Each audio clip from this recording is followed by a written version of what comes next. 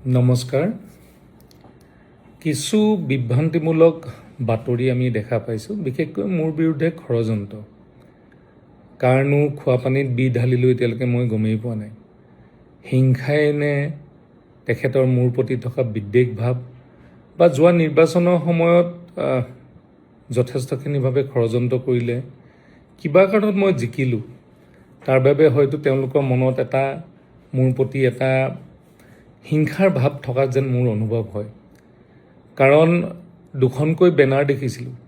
এখন বেনাৰ আমাৰ বেতবাৰী আলিমূৰত, যেতিয়া 19 তাৰিখে বানপানী আহিছিলে আৰু এই বান বিধ্বস্ত অঞ্চল 19 তাৰিখে যেতিয়া লাকুৱা হিলাকুটি আদি অঞ্চলত আছিলে, প্ৰথম তালৈ গ'লোঁ আৰু এই বেতবাৰী অঞ্চলেদি তাৰ পৰা যোৱা পৰহিলৈকে প্ৰায় 40-50 বাৰমান আমি অহা যোৱা কৰিছোঁ।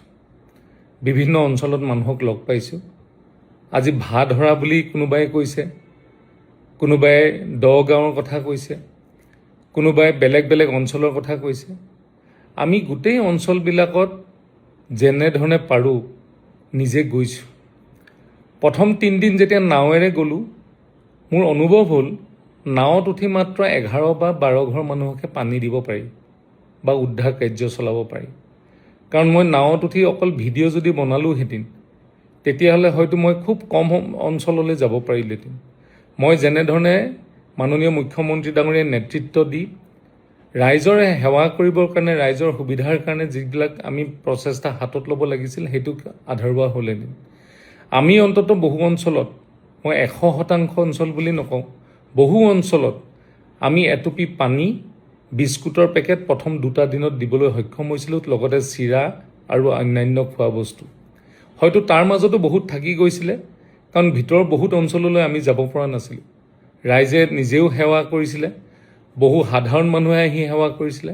কিন্তু তাৰ মাজতে আজি হঠাতে কেইদিনমানৰ আগৰ পৰা ৰাজনৈতিক কিছু এটা পৰিৱেশ দেখা পাইছোঁ, য'ত আজিৰ দিনত ষড়যন্ত্ৰ কৰিবলগীয়া হৈছে যে মই সুশান্ত বৰগোহাঁই হয়তো ক'ৰবাত কাৰোবাক খোৱা পানীত বিষ ঢলা নিচিনা এটা পৰিৱেশ।